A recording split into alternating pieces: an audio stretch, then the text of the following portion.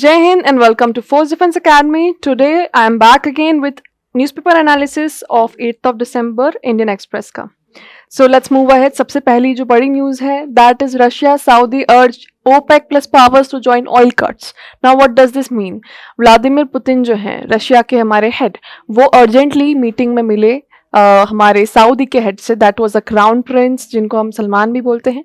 ठीक है, his name is prince Mohammed bin Salman. So they both met. Now one thing we know about them is ये दोनों जो है largest oil exporter countries हैं और ओपेक के भी मेंबरशिप रखते हैं. ठीक है, what is OPEC? Organisation of petroleum exporting countries. Now one thing that happened is जैसे ही वॉर में एंटर हुआ रशिया, उसके बाद रशिया को अपनी इकोनॉमी को नॉर्मलाइज रखना था और क्योंकि बहुत सारे सैंक्शंस लग गए थे तो बहुत सारी कंट्रीज जो है रशिया से ऑयल नहीं ले रही थी. तो जो कंट्रीज रशिया से ऑयल ले रही थी उनको रशिया ने बहुत ही कम प्राइस पे ऑयल देना शुरू कर दिया, जिसके कारण ऑयल का सप्लाई ग्लोबल मार्केट में बहुत ज़्यादा हो गया और ऑयल का प्राइस बहुत ज़्यादा कम हो गया, इसमें स्पेशली पेट्रोलियम. सो इस चीज़ के कारण जो है मीटिंग हुई ताकि ग्लोबल मार्केट में पेट्रोलियम का प्राइस वापस जो है ऊपर आ जाए. तो अब डिमांड तो है लेकिन सप्लाई भी ज़्यादा है. सप्लाई ज़्यादा होने से एक इकोनॉमी का बेसिक लेसन है, सप्लाई ज़्यादा होता है तो प्राइस चीज़ों की कम हो जाती है. तो इसमें आप देखोगे कट्स लिखा हुआ है, oil cuts basically bye them in the global market so that थोड़े टाइम के लिए जो है शॉर्टेज हो जाए, जो एक्सेस में petroleum is now available in the supply chain of the global market वो कम हो जाए, जिससे प्राइस जो है वापस से बढ़ जाए पेट्रोलियम का, जिससे इन कंट्रीज को थोड़ा फायदा होने लगे. So that was this meeting about. उन्होंने सारी ओपेक प्लस पावर्स को बोला है कि आप जितना भी ऑयल सप्लाई है उसको कट कर दीजिए, थोड़ा बहुत कट करिए, ऐसा भी नहीं ज़्यादा मात्रा में, थोड़ा कट कीजिए ताकि जो ग्लोबल मार्केट सप्लाई है वो रेगुलेट हो जाए. नेक्स्ट थिंग, यूजीसी जो है हमारी यूनिवर्सिटी ग्रांट्स कमीशन, वो एक नई चीज लेके आई है for skill development programs for students. अब स्किल डेवलपमेंट प्रोग्राम जो है शॉर्ट टर्म है, शॉर्ट टर्म मतलब 3 से 6 महीने के हैं. इसमें स्किल डेवलप होगी, सर्टिफिकेशंस मिलेंगे आपको, बहुत ज्यादा लाइक गवर्नमेंट ओरिएंटेड होंगी ये सब. और इसकी एलिजिबिलिटी है 10+2, मतलब जैसे ही आप 12th पास कर लेते हैं आप ये कोर्सेज ज्वाइन कर सकते हैं. अब इसमें आपको दिखेगा HEI. Now what does HEI means? Higher educational institutes. तो हायर एजुकेशनल इंस्टीट्यूट्स में ये सारे कोर्सेज मिलेंगे that are short term skill development courses. 3 से 6 महीने के कोर्सेज रहेंगे. ये सारे कोर्सेज जो हैं बच्चों को आगे इंटर्नशिप में हेल्प करेंगे, जॉब प्रोक्योरमेंट में हेल्प करेंगे और इससे जो है अच्छे से प्लेसमेंट भी लग सकता है. आपका प्रैक्टिकल और एप्लीकेशन वर्क दोनों ही बढ़ेगा. One more thing about it, उन्होंने जो है एक मैक्सिमम कैपेसिटी रखी है हर क्लास के 60 students. Teacher to student ratio उन्होंने बोला है 1:30 रखने को. So this was some of the things according to the HEI retrospective policies. Now let's move forward. Only major Western nation to join. Now this is a very important news, very important news. आज की सारी news में से already आज बहुत कम news है. अगर आप आज के न्यूज़पेपर उठाओगे तो जो सेंस वाली न्यूज़ होती हैं, जो एग्जाम में आती हैं, जिन्हें हम डिस्कस करते हैं, they are already only 6 to 7. अब उनमें भी सबसे important news is this one, Italy China belt and road initiative. तो इटली जो है, जो इटली ने 2019 में बेल्ट एंड रोड इनिशिएटिव जो है सबसे पहली मेजर वेस्टर्न नेशन बना था इटली, चाइना का belt and road initiative join करने के लिए. Now what is belt and road initiative? China infrastructure के नाम पे बहुत सारी कंट्री से कनेक्टिविटी बढ़ा रहा है, बट एक्चुअली वो कंट्री से कनेक्टिविटी बढ़ाने की जगह इंडिया को अटैक कर रहा है ना. जितना ज्यादा वो आसपास की कंट्री से अपनी कनेक्टिविटी बढ़ाएगा उतना ज्यादा ही इंडिया पे डोमिनेट कर पाएगा. तो ये जो बेल्ट एंड रोड इनिशिएटिव है दिखाने के लिए तो चाइना का डेवलपमेंट है, but actually it is domination on India. तो इटली और इंडिया के रिलेशंस अब बहुत अच्छे होते जा रहे हैं. पास्ट में इटली और इंडिया के रिलेशंस खराब थे, but now the relations are improving.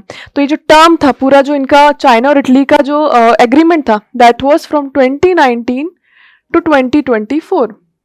मतलब अगले साल जो है ये बेल्ट एंड रोड इनिशिएटिव की पॉलिसी जो है रिन्यू होती. बट इटली ने पहले ही चाइना को बोल दिया कि हम ये पॉलिसी अब रिन्यू नहीं करेंगे and they are getting out of this belt and road initiative entirely. So that is a very big move specially in favour of India. और ऑलरेडी इटली और इंडिया के रिलेशन बहुत अच्छे हो रहे हैं. अभी हमने कुछ दिन पहले देखा था कि केन्या में इंडिया इन्वेस्ट कर रही है $250 million in the agriculture sector. तो ऐसे हर कंट्री से हमारे रिलेशन धीरे धीरे इंप्रूव हो रहे हैं. तो चाइना जो भी हम पे गेम्स खेल रहा है वो सारे उसके ऊनो रिवर्स हो जा रहे हैं अपने आप. सो that is why this one is a very big news for us, specially India के लिए अगेंस्ट चाइना डोमिनेशन. और एक और न्यूज है जो हमारी आ रही है PGIMER से, post graduation institute of medical research something like that, ठीक है। तो आप इसमें देखें मंगत राम डोगरा जी जो हैं उनको, what who is Mangat Ram Dogra? Mangat Ram Dogra जो है हेड ऑफ ऑप्थेल्मोलॉजी डिपार्टमेंट के, मतलब ऑप्थेल्मोलॉजी डिपार्टमेंट के हेड हैं, और इनको जो है बद्रीनाथ ओरेशन मिला है अवार्ड। तो basically this is not such in depth news, but अगर आपसे किसी क्वेश्चन में पूछ ले कि who received doctor Badrinath oration award, और ऑप्शंस में अगर आपको मंगत राम डोगरा जी मिले तो आप उस पर टिक कर दीजिए, या कोई पूछे कि हु इज ही, तो आप बोल सकते हैं कि head of the department of ophthalmology, है ना। तो ये सारी चीजें, तो ऑप्थेल्मोलॉजी आपको पता होगा कि it's all related to eye and retina and everything. तो it's not this big of a news. एक और चीज की पीजीआईएमईआर कहाँ लोकेटेड है, तो चंडीगढ़ में लोकेटेड है, ठीक है। तो medical examination and research everything about it. Now let's move ahead. Next, UN chief invokes rare article. अब देखो सबसे पहले इंपॉर्टेंट तो हमारी वो जॉर्जिया मेलोनी वाली न्यूज थी, इटली की, इटली चाइना वाली। Next important news is this united chief वाला। क्या हो रहा है? Next important news is united chief. तो यूनाइटेड के जो हमारे यूनाइटेड नेशन के जो सेक्रेटरी जनरल हैं, ठीक है, उनका surname the entire goes name goes by Antonio Guterres. तो जो गुटेर जी हैं उन्होंने आर्टिकल 99 लगा दिया यूएन का। What does article 99 means? Article 99 के तहत अगर यूएन के जनरल सेक्रेटरी को कभी भी ऐसा लगता है कि इंटरनेशनली कोई ऐसे इश्यूज चल रहे हैं जिस पर यूएनएससी के मेंबर्स का ध्यान होना बहुत ज़्यादा ज़रूरी है, और जो इंटरनेशनल वॉर और पीस के से रिलेटेड है और पूरी ह्यूमैनिटी के लिए वो बहुत ज़्यादा इंपॉर्टेंट है, तो वो आर्टिकल 99 लगा सकते हैं।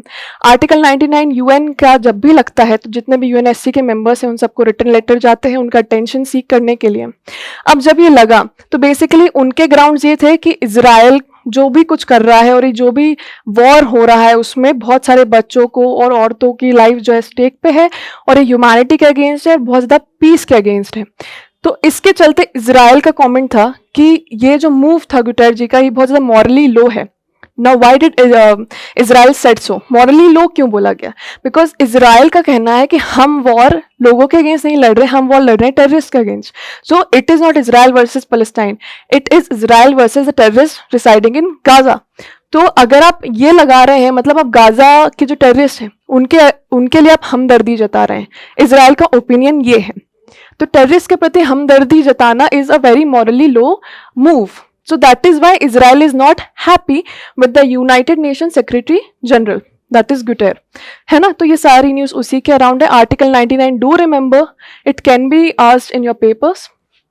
Now let's move ahead. ये सारी ही न्यूज़ उसी से रिलेटेड है। Next is first skin bank in northern region inaugurated PGI. ये भी सेम वो जो हमारा पीजीआईएमईआर जो हमने देखा चंडीगढ़ में उसी की ही न्यूज़ है। वहाँ पे पहला नॉर्दर्न इंडिया का स्किन बैंक इनॉग्रेट हो रहा है। नाउ स्किन बैंक से एक आइडिया तो है कि वहाँ पे जैसे ब्लड बैंक में ब्लड स्टोर होता है, स्किन बैंक में स्किन जो एपिडर्मिस होती है अपर लेयर वो स्टोर होती है। Now unlike kidney and liver and heart, इनके जो भी ट्रांसप्लांट होता है वो इमीडिएट होना बहुत ज़्यादा ज़रूरी है। स्किन ट्रांसप्लांट इमीडिएट नहीं भी हो तो भी चलता है। स्किन को एक सॉल्यूशन में अगर आप रख रहे हैं बहुत लो टेम्परेचर पे तो इजीली 5 साल तक सस्टेन कर सकती है। तो skin transplant basically if somebody has died तो उसके फ्यू आवर्स में स्किन ट्रांसप्लांट हो जाता है। स्किन ट्रांसप्लांट की प्रोसेस बहुत ही कम टाइम लेती है, अराउंड 35 to 40 मिनट्स में पूरा स्किन ट्रांसप्लांट हो जाता है। Only the upper layer of the epidermis of the skin, और वो भी लोअर लेग एंड थाई। और उसके बाद ये इसको एक फॉर्मूले में डाल के स्टोर किया जा सकता है फॉर 5 years। सो ये जो स्किन बैंक है बहुत ज़्यादा हेल्पफुल है for the people who need skin surgeries, और जिनका कोई भी पार्ट खराब हो जाता है जहाँ पर उनको स्किन रिप्लेसमेंट चाहिए, तो उन सब लोगों के लिए बहुत ज़्यादा एक अच्छा इनिशिएटिव है। Now this was all about today's news. As I mentioned, आज जो काम की न्यूज़ थी वो बहुत ही कम थी। Many times it happens that someday newspaper में बहुत अच्छी न्यूज़ आती है, sometimes they are very low news.